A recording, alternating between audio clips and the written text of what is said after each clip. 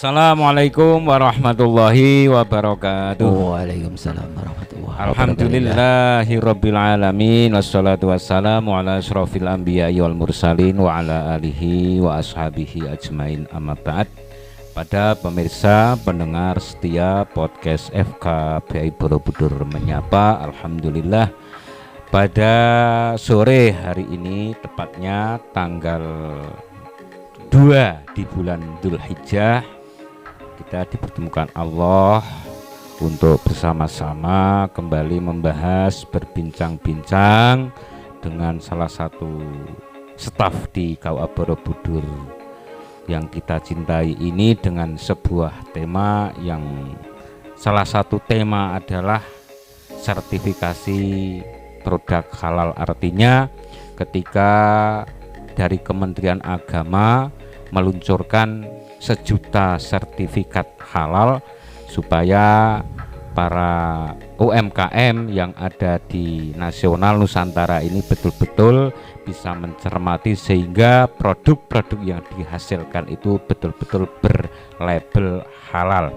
Pada sore hari ini kita tentu saja ditemani oleh beliau Bapak Haji Najib Multazam, salah satu staf dari KUA Borobudur yang selalu setia mendampingi adanya podcast FKBI Borobudur Menyapa.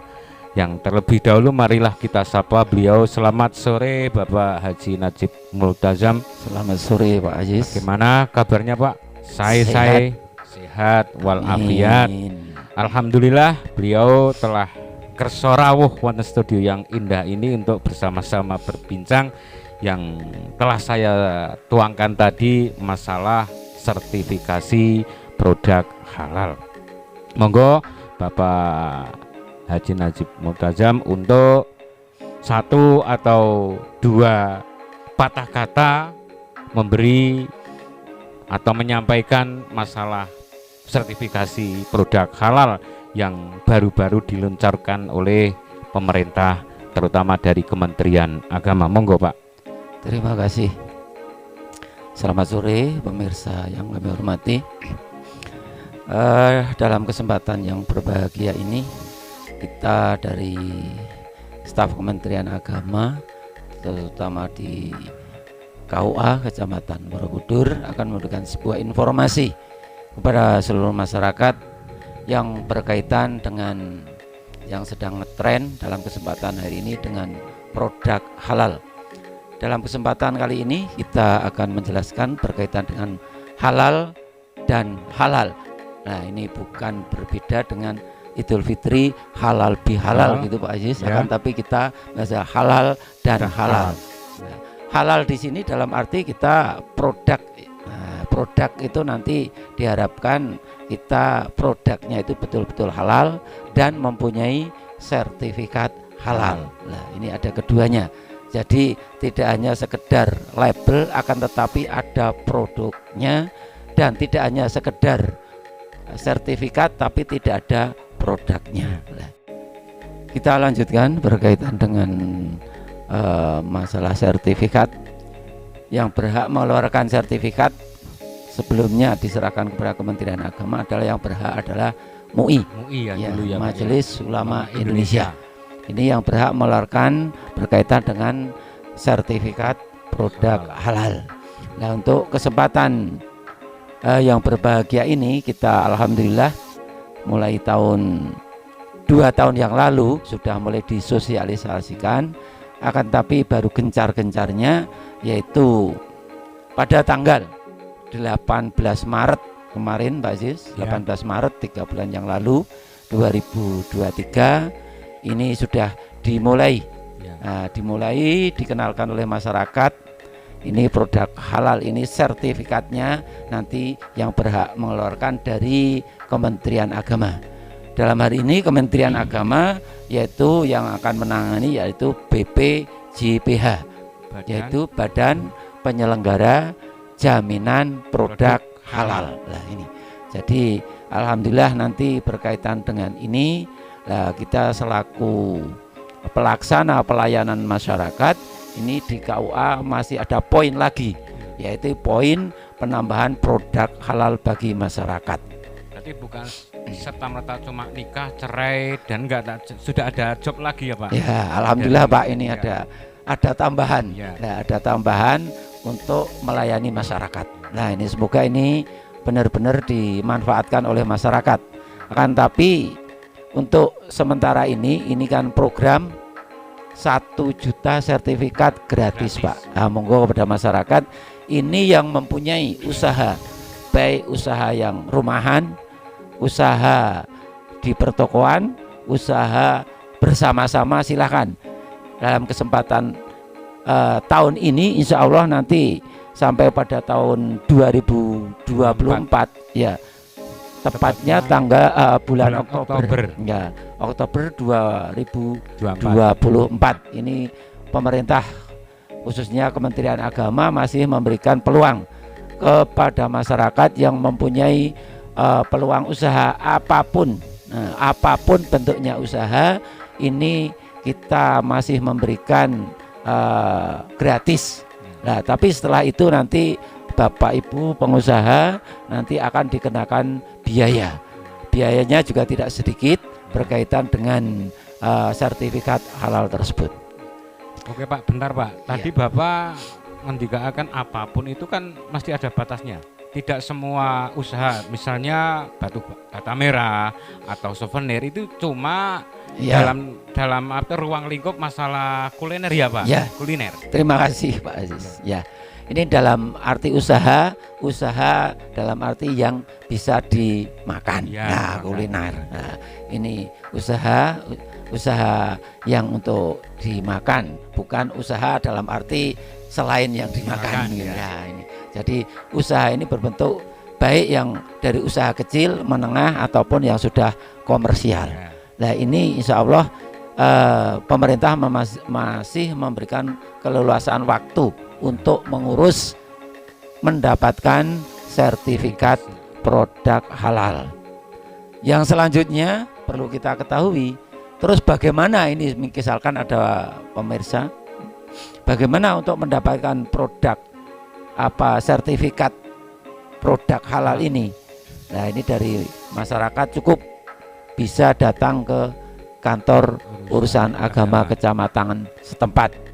Nah, ini paling mudah bisa datang di kantor urusan agama setempat, karena di setiap KUA insya Allah sudah ada petugasnya yang mengurusi berkaitan dengan bagaimana proses untuk mendapatkan sertifikat produk halal.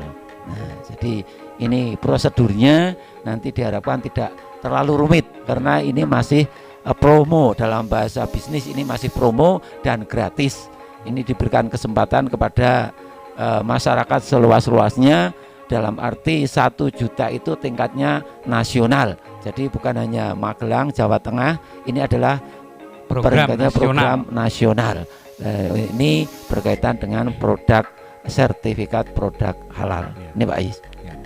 Selanjutnya Pak Kaji Najib, setelah pemirsa pendengar mengetahui dan mencermati tentang kronologinya produk halal yang tadinya di bawah naungan MUI, sekarang sudah berpindah di Kementerian Agama.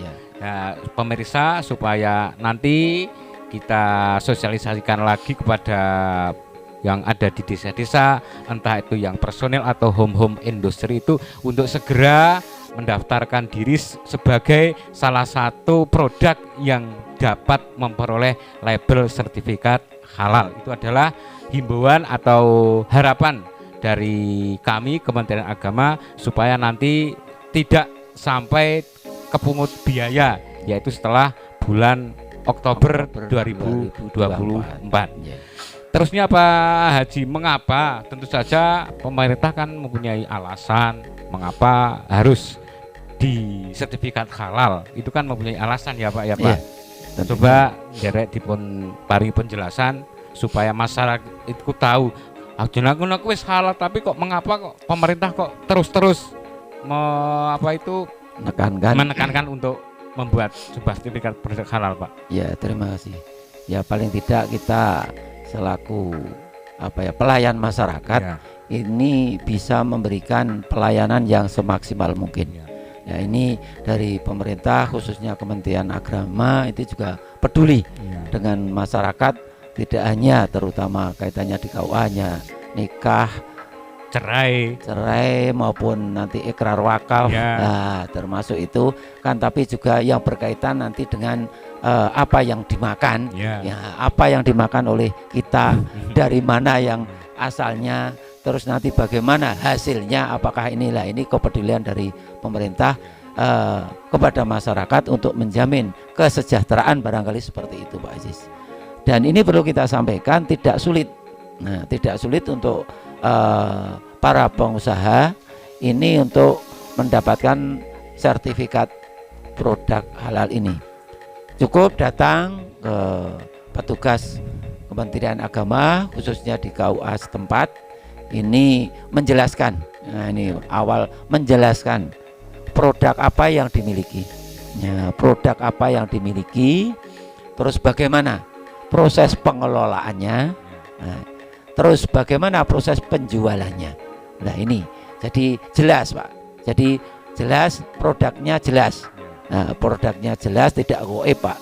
Nah, produknya jelas, ceto lah, cara bahasanya ceto. Produknya ceto. Misalkan sebagai contoh Pak, ini sudah kita contohkan produk yang dihasilkan ini nanti apakah sejauh mana produk itu dijamin kehalalannya, sehingga kita mau istilahnya mau memakan, mau mengkonsumsi. Nah, mau mengkonsumsi itu lebih mantap Pak. Nah, lebih mantap. Contoh saja Pak, sekarang kita ini mau membeli misalkan saja daging, Pak, ini yang banyak di masyarakat. Nah, daging, terutama masalah daging yang berkaitan daging ayam Pak. Nah, ini apakah penyembelihannya itu juga halal? Nah, ini kan juga kita belum tahu. Nah, ini nanti kalau sudah masuk pada proses, kita sudah punya sertifikat halal, itu dicantumkan, itu tidak mau selaku pedagang juga akan terkontrol Pak. Ya, terkontrol, kita juga bisa menikmati dengan senikmat-nikmat mungkin dan semantap-mantap mungkin, tidak ragu-ragu lagi. Ya, karena kita mau memakan itu ya juga kadang ada yang pilih-pilih, iki halal puraya. Nah, kita ada kan keraguan, ada keraguan. Akan tapi dengan adanya sertifikat ini yang nanti ditempel setiap ruangan yang ada, artinya yang menjual, dalam arti itu ini tidak harus pertokoan Pak. Dawet pun juga bisa ini Pak, dawet jalanan itu juga bisa Pak. Nah, ini nanti kan semakin mantap. Nah, semakin mantap kita sebagai umat Islam, semakin mantap ada jaminan halalnya. Nah, ini masalah nanti laris tidaknya ya itu urusan nanti wallahu a'lam itu Pak ya. Nah, ini yang perlu kita sampaikan kepada masyarakat, sehingga tidak sulit untuk saat ini untuk mendapatkan sertifikat produk halal. Nanti cukup menjelaskan kepada petugas, terus membawa syarat-syaratnya, cukup KTP Pak. Nah, KTP, fotokopi KTP, dan juga kalau perlu produknya itu dibawa Pak. Simpelnya Pak. Sampel dari produk itu dibawa. Nanti diuji. Nah, diuji, terus nanti kita prosesnya cukup panjang Pak. Nah, cukup panjang. Nanti ya sampai pada proses administrasi sampai di BPJPH Jakarta Pak. Jadi kita hanya sebagai pintu masuk. Nah, nanti semua yang verifikasi adalah dari BPJPH Jakarta, Kementerian Agama Pak. Itu. Ya, terima kasih Pak, begitu dalamnya pemerintah. Maka dari itu kita harus secara objektif memberi apresiasi kepada pemerintah khususnya Kementerian Agama yang sejauh ini betul-betul peduli dengan produk-produk yang beredar di masyarakat. Jangan sampai kita sebagai masyarakat itu makan dari sesuatu yang betul-betul masih dalam keraguan halal dan haramnya. Jangan betul, sampai Pak. Itu sebab memang halal apa itu mengkonsumsi makan, mengkonsumsi dan sebagainya itu kan bukan sebatas itu hanya kebetulan enggak, tapi dari agama pun dianjurkan tolabul halali faridotun, mencari sesuatu yang hal itu hukumnya wajib. Dan bahkan itu kita mengetahui bahwa ini halal, ini haram itu fardhu ain, Pak. Jadi masyarakat perlu tahu bahwa mengetahui halal dan haramnya sesuatu itu hukumnya adalah fardhu ain, seperti terkutip dalam kitab ini Tanwirul Qulub ini disebutkan dari hadis Imam Tabrani bahwa wa ma'rifatu ahkamiha min akadin mim muhimmatid dini. Jadi mengetahui hukum-hukumnya, entah itu perkara yang padat ataupun yang cair, itu masuk ruang fardhu ain dan wajib bagi setiap manusia. Dengan acuan inilah pemerintah berusaha untuk meminimalisir barang-barang yang diedarkan di masyarakat itu ada faktor keharamannya, Pak. Sehingga betul sekali lagi kami harus memberi apresiasi kepada pemerintah, terutama Kementerian Agama yang senantiasa bau-membau bagaimana produk-produk yang beredar di masyarakat itu betul-betul dalam kondisi halal, baik halal zatnya, halal prosesnya, ataupun halal dalam faktor pemasaran atau marketingnya, Pak. Itu adalah bagian dari produk halal yang harus kita cermati, kita lakukan supaya masyarakat tahu bagaimana mekanisme membuat sebuah sertifikat halal. Ya. Terima kasih Pak Aziz. Berkaitan hal tersebut ini sudah masuk ranah syar'i ini, Pak, dari hukum ini, Pak. Nah, ini tadi kita baru bahas tentang prosedur. Nah, prosedur bagaimana peluncuran dari BPJPH dalam arti Kementerian Agama Pusat meluncurkan sertifikat halal. Tidak lepas dengan hal tersebut, ini dalam kategori halal, Pak. Ini tidak semudah yang kita bayangkan. Nah, ini dari produk itu sendiri kan tentu ada hal-hal, Pak, ini masuk pada syar'i. Tentu kita nanti akan membahas sedikit berkaitan dengan namanya produk itu kan ada bahannya, Pak. Nah, satu bahan, yang kedua proses, yang ketiga hasil. Nah, ini jadi ini sebagai contoh kecil gitu, Pak, sebagai contoh kecil di Kecamatan Borobudur ini sudah menerbitkan atau sudah menyerahkan 15 sertifikat halal kepada masyarakat. Ini bisa dilihat nanti contoh yang sudah kita serahkan itu nanti bisa dilihat di layar di depan Anda. Nah, ini sebagai contoh dari kepekaan masyarakat yang ikut andil dalam kepedulian masalah perdagangan kuliner. Nah, yang perlu saya tanyakan, Pak, kepada Pak Aziz, karena ini sudah masuk pada syar'i, Pak. Nah, ini tentunya dipandang bahwa halal, produk itu halal, kan tentu kita melihat proses. Nah, awalnya sebelum proses kita melihat bahan, Pak. Nah, ini uniknya di Borobudur. Nah, ini bagaimana kita mau melihat secara kasat mata. Ini ada yang namanya produk lompong goreng ini, Pak, lompong keripik lompong. Nah, ini lompong ini kan mudah sekali, Pak, bahannya mudah sekali untuk kita cari di perkampungan dan banyak sekali. Nah, ini nanti dipandang halal. Ini kita berkaitan dengan bahan ini loh, Pak. Bahannya ini apakah kita juga satu hari 2 hari mungkin kita bisa mencari bahan, tapi lama kelamaan kalau itu laris, nah ini nanti apakah ada kemungkinan, Pak, nanti proses pengambilan bahan ini karena bahan yang murah, yang bahkan kalau di kampung-kampung lompong itu tidak ada harganya sama sekali. Kalau misalkan suatu ketika kita ngambil lompong tetangga. Nah, ini lompong tetangga padahal itu juga tidak ada harganya sama sekali. Nah, ini dari segi kehalalan bahan ini bagaimana, Pak? Ini saya lihat ini, Pak. Terima kasih Pak Hadi Najib. Ini sudah masuk konteks masalah syariah. Dengan jalannya zaman yang sekarang jadi katakanlah digitalisasi ataupun globalisasi, banyak sekali produk-produk yang dengan langkah-langkah inovasi baru, Pak. Contoh yang dikatakan oleh Pak Haji Najib tadi bahwa bukan sebatas itu dari telur ataupun dari tepung, bahkan sekarang muncul produk yang mungkin secara dilihat itu kok orang organik, tapi dengan inovasi baru, terobosan baru, sekarang lompong pun menjadi jadi konsumsi makanan, masyarakat. Bahkan mungkin sampai supermarket sekarang, Pak.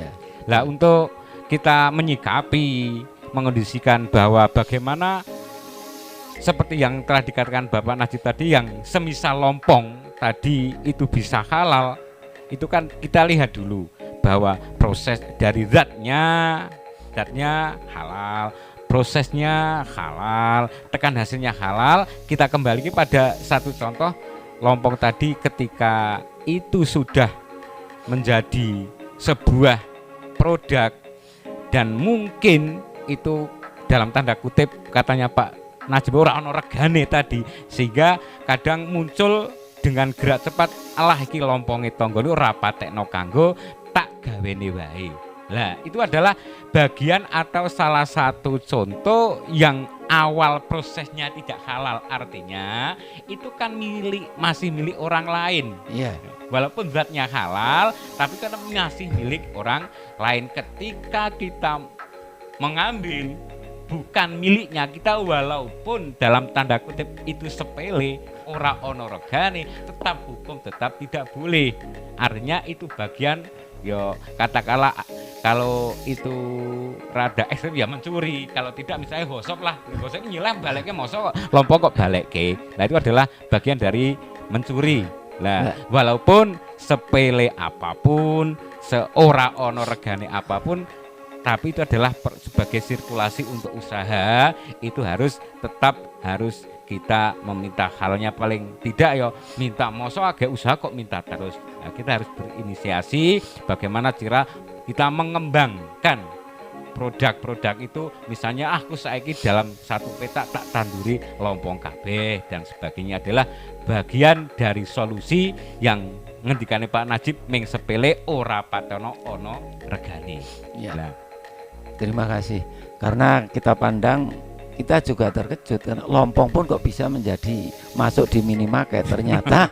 Nah, ternyata karena memang inovasi masyarakat Indonesia, khususnya orang Jawa itu kreativitasnya sangat tinggi. Andalan gawe inovasi, Pak. Inovasi makanan apapun lah, ini yang dipandang kita nanti. Nah, ini Pak. Jadi kita memandang bahwa produk halal itu secara kesempurnaan nanti Pak ya. Jadi tidak dari bahannya saja nanti kita akan, tapi juga prosesnya, juga model penjualannya Pak. Nah, ini jadi diharapkan nanti penjualan, karena ini pernah Pak terjadi dan itu melihat dengan kacamata sendiri Pak. Semoga besok setelah adanya sertifikat halal ini tidak terjadi lagi Pak. Saya pernah menyaksikan Pak, itu di sebuah sekolah ini ada yang bahasa jualan itu apa, cemol atau dengan istilahnya apa, sempol atau apa, yang menggunakan itu Pak pakai apa, saus. Saus. Nah, tapi pada waktu itu kita tidak tahu serta merta itu anak-anak itu sama muntah. Nah, sama muntah. Setelah kita telusuri ternyata ini ada bahan. Nah, bahan sausnya ini sudah mengandung ada jentik-jentik itu Pak. Nah, ini jadi ini kan juga nanti akan akumulasi dengan sertifikat produk halal dengan kaitan penjualan Pak. Nah, ini pemasaran. Nah, ini diharapkan nanti bagaimana dengan adanya konsekuensi sertifikat halal ini bisa menjaga benar-benar kehalalan, tidak hanya sebatas label saja Pak. Ini harapannya kan seperti itu. Nah, jadi ini kami tanyakan tadi berkaitan dengan masalah bahan. Nah, terus berkaitan dengan proses juga kita tidak lepas dari itu Pak. Nah, dari proses juga kita melihat dari segi tentunya kesucian, Ya, termasuk dari kesucian ini loh Pak. Jadi kesucian, terus nanti menjaga kebersihan, juga dari segi kita bagaimana pengolahan alat dan sebagainya. Nah ini sejauh ini nanti monggo kita bersama-sama dengan adanya produk apa sertifikat ini tidak hanya sekedar label, akan tapi kita sebagai masyarakat itu bisa menjadi pengontrol dari produk yang ada, yang insya Allah nanti dari pemerintah sudah menyediakan atau tidak hanya sekedar memfasilitasi, tidak hanya sekedar label atau payung saja, akan tapi betul-betul bisa berjalan dari konsumen maupun produsen itu bisa menjaga amanah, kan seperti itu Pak. Itu kan termasuk bagian dari kepedulian pemerintah untuk mencetak anak-anak yang katakanlah berakhlakul karimah, itu tidak lepas dari adalah nutrisinya atau suplemennya atau konsumsinya. Bayangkan tadi upama cuma dilihat dari pertamanya apa itu zatnya halal, tapi prosesnya itu tidak bisa. Misalnya mencuci dedaunan cuma dicelupkan, tidak dicurkan, itu kan bisa, istilah itu ada virus najisnya masih ada. Kan tutorial atau mekanismenya setelah itu dibersihkan semua baru dicuci pun dengan air yang mengalir. Jangan sampai dikum aja. Dan itu untuk mengantisipasi ada najis-najisnya yang masih tersisa di situ. Itulah bagian dari kepedulian pemerintah sehingga memunculkan sertifikat halal, bukan saja labelnya, tapi betul-betul dianalisa bagaimana mekanismenya, prosesnya ataupun tata cara mencuci. Kalau misalnya dengan daging banyak sekali darah, bagaimana cara ini bisa menjadi tidak najis. Misalnya lagi apa itu kuliner telur, wah cangkangnya banyak apa itu banyak kotoran ketika menempel, tidak dibaskan lagi ya, itu kan bagian salah satu kepedulian pemerintah khususnya untuk memunculkan sertifikat halal. Sebab itu konsekuensinya secara agama ya sangat berbahaya sekali. Seperti yang saya katakan tadi, kita berapa itu mengacu pada sebuah hadis Imam Tabrani itu yang saya kutip dari kitab Tanwirul Qulub, disebutkan bahwa ayu lahmin nabata minal harami, sesuatu daging yang tumbuh dari perkara yang haram, itu disebutkan bahwa fanaru aula bihi, itu adalah sebuah ancaman. Sebab mati atau hidupnya hidup, atau mati atau hidupnya hati, itu adalah faktornya dari makanan. Ketika yang kita konsumsi itu banyak dari keharamannya, itu berpotensi untuk mematikan hati kita. Kalau kita sudah hatinya mati, hatinya keras, itu dengan sendirinya menyepelekan, melakukan ibadah atau dosa-dosa besar. Itu adalah naudzubillah min dzalik.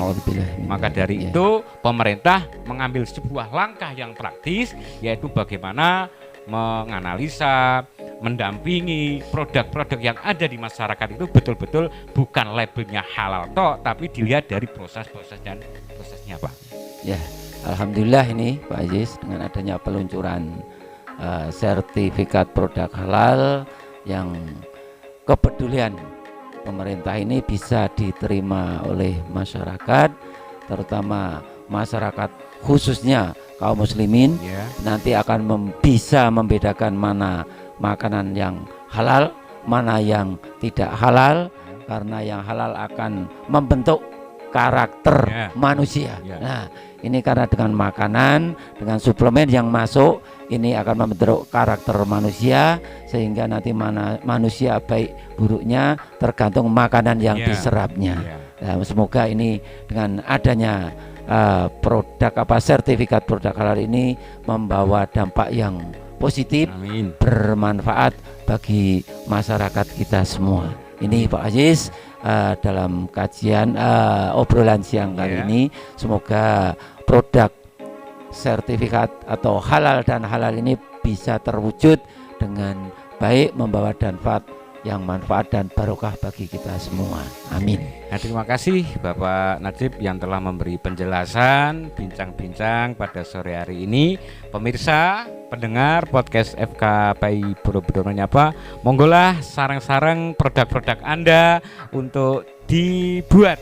Bagaimana cara produk Anda menjadi produk yang berlabel halal, kami siap di KUA Borobudur untuk memfasilitasi sehingga semua masyarakat khususnya menjadi masyarakat yang betul-betul mengonsumsi halalan thayyiban, halal bergizi dan bervitamin.